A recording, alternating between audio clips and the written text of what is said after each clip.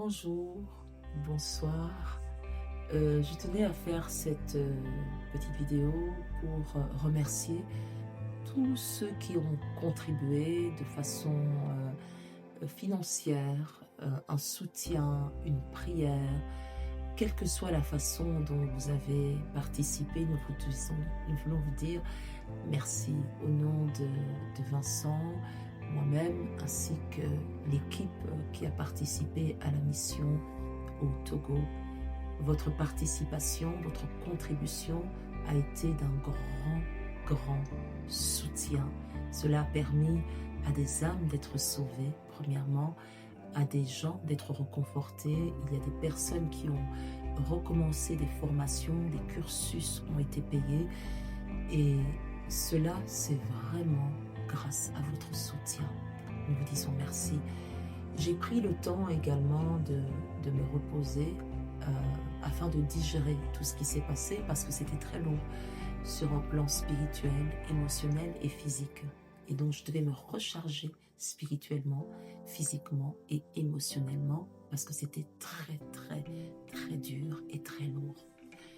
Et j'ai tenté en fait à plusieurs reprises de vouloir écrire, d'expliquer ce qui était en train de se passer sur place, mais j'avais du mal à pouvoir l'expliquer. Mais en revenant et en réfléchissant, en méditant, je peux ressortir une seule phrase de cette mission, parce que chaque mission a une leçon. Et de cette mission, je retiens ceci, c'est que le cœur de Dieu bat au rythme des âmes. Le centre n'a jamais été le prédicateur. Le centre, ce n'est pas le chantre. Mais le centre du cœur de Dieu, ce sont les hommes, l'humanité, ce sont des gens. Et malheureusement, avec la pensée positive qui a affecté, contaminé les églises de façon générale, eh bien, on a fait du prédicateur souvent et de ceux qui officient devant.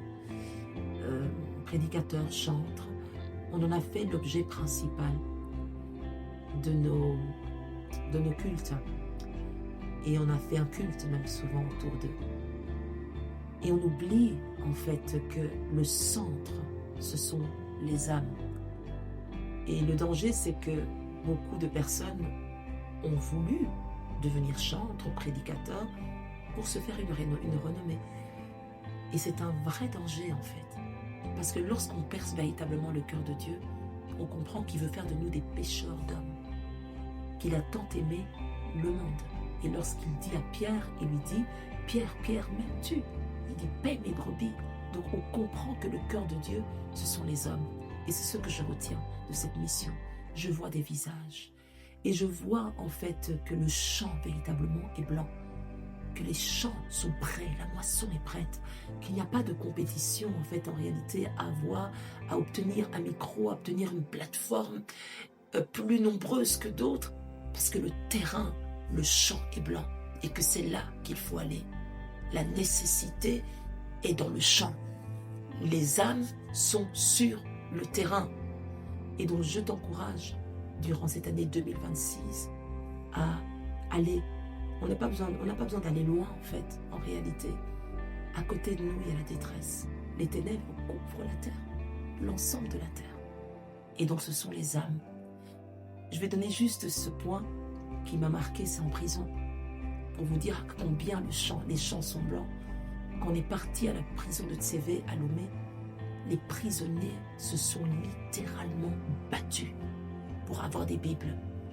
C'est pour vous dire que quand les hommes sont en détresse, la seule chose qu'ils veulent recevoir, c'est la parole de Dieu. Et ils se sont battus à tel point qu'on devait même les fouetter. Les gardiens, les geôliers, les fouetter et fermer les portes avec violence. À tel point même que nous, on avait peur parce qu'on se disait, mais il y aura une émeute dans cette prison. Et certains revenaient, disent, donne-moi une Bible. Certains venaient par derrière pour demander une Bible. C'est juste pour vous dire que cette situation à Lomé, c'est la situation du monde. Les champs sont blancs. Et donc, en 2026. Je vous souhaite une excellente année 2026. Mais touchez le cœur de Dieu. Touchez son cœur en allant vers les hommes, les âmes. Soyez bénis.